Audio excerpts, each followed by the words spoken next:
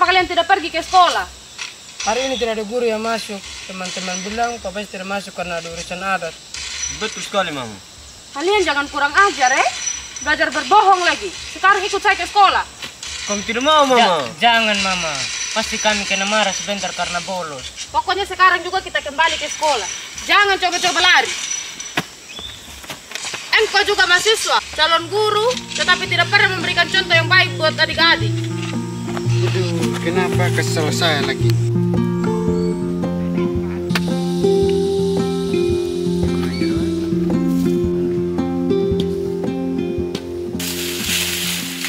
Selamat pagi, Bapak Ketua RT. Selamat pagi, Mama Ketua Basis. Masih dari mana, Mama? Hei, saya dari sekolah ini. Antar anak-anak yang kedapatan bolos tadi. Mereka sibuk saja main game di pinggir jalan. Betul sekali, Ibu Ketua Basis. Bahkan pada hari Minggu, anak-anak itu tidak pergi gereja. Mereka sibuk sekali main game di rumah. Saya cemas di situasi anak-anak kita saat ini. Sudah tidak rajin pergi gereja, sudah tidak rajin ke sekolah. Jadi apa sudah mereka bersolusi ini? Bagaimana kalau kita adakan pertemuan di basis supaya kita bicarakan bersama akan hal ini? Betul Pak RT. Di kampung sebelah mereka sudah mengadakan pertemuan untuk membahas persoalan ini. Oh, kebetulan sebentar malam ada doa rosario di rumahnya Amarena. Bagaimana sesudah doa rosario kita duduk bersama bahas masalah ini? Bagaimana? Setuju? Saya setuju, Pak RT. Bagaimana dengan yang lain? Saya setuju. Saya juga setuju sekali. Kalau begitu saya lanjut sudah sampai ketemu sebentar malam.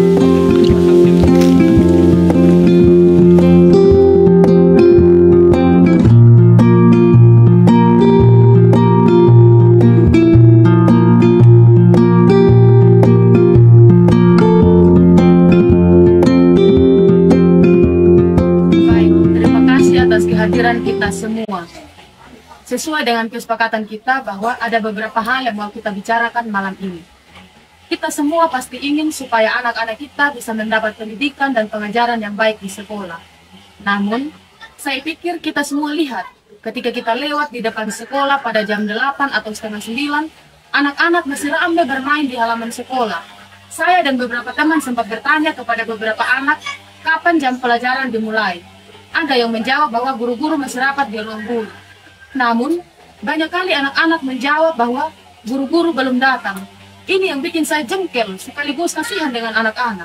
Bahkan, tadi pagi saya sempat menangkap anak-anak yang bolos sekolah, dan mereka hanya sibuk saja bermain game di pinggir jalan. Bukan hanya itu, yang bikin saya lebih kasihan lagi dengan anak-anak, mereka sudah masuk terlambat, tetapi pada jam 11, sekolah sudah sunyi.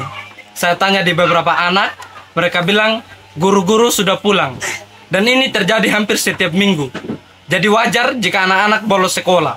Betul, saya juga punya pengalaman yang sama. Di saat jam les, selalu saja ada anak-anak yang datang untuk beli kue. Kalau begini, kapan mereka les? Oh, seperti itu. Kebetulan ada Pak Guru di sini. Coba kita dengarkan penjelasan dari Pak Guru. Silakan Pak Guru. Oh, terima kasih Bapak. Saya minta maaf kalau Bapak Mama semuanya melihat situasi sekolah seperti ini. Saya bukannya mau bela diri, tetapi kalau kita omong itu, kita harus punya data, supaya orang jangan bilang kita bergosip saja tanpa ada data yang jelas. Sabar. Kita harus dengar dengan baik apa yang disampaikan oleh Pak Guru. Sepertinya Pak Guru mau membantu kita. Betul toh Pak Guru? Betul Bapak. Pak Guru, yang mereka sudah omong tadi adalah kenyataan yang hampir semua kami lihat. Kami tidak perlu lagi pergi hitung berapa kali ada les dan berapa kali tidak ada les. Tapi, coba nanti Pak Guru membuat tes membaca. Kalau semua sudah lancar membaca, maka yang kami omong tadi itu salah. Bagaimana mungkin siswa yang sudah kelas 6 SD belum bisa membaca? Sudah. Kita tidak perlu lanjutkan soal itu. Begini, pendidikan untuk kita punya anak-anak bukan hanya tanggung jawab sekolah dan para guru saja, tetapi merupakan tanggung jawab kita semua. Jadi, jangan hanya salahkan sekolah dan para guru-guru saja. Betul apa yang disampaikan oleh Bapak Ketua RT. Kita juga harus bertanya kepada diri kita, komunitas basis dan warga RT kita, apa yang sudah kita lakukan untuk pendidikan anak-anak kita dan sekolah-sekolah yang ada di sekitar kita. Sepertinya selama ini kita diam saja. Oh, Silakan Nina Rena. Terima kasih Mam Ketua. Memang selama ini kita kurang menyadari tugas kita ini. Saya pernah melihat orang tua yang masa bodoh saja ketika melihat anak-anak mereka tidak pergi ke sekolah. Mereka juga tidak menanyakan alasan mengapa anak-anak tidak ke sekolah. Saya juga sudah beberapa kali menangkap anak-anak yang bolos sekolah dan mengantar mereka kembali untuk diserahkan kepada guru-guru.